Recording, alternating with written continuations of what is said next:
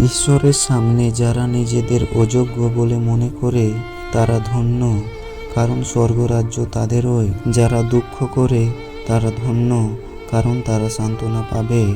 যাদের স্বভাব নম্র তারা ধন্য, কারণ পৃথিবী তাদেরই হবে।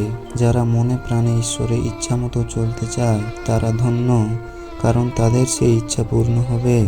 দয়ালু যারা তারা ধন্য, কারণ তারা দয়া পাবে। যাদের অন্তর খাঁটি তারা ধন্য, কারণ তারা ঈশ্বরকে দেখতে পাবে। লোকেদের জীবনে শান্তি আনবার জন্য যারা পরিশ্রম করে তারা ধন্য, কারণ ঈশ্বর তাদের নিজের সন্তান বলে ডাকবেন।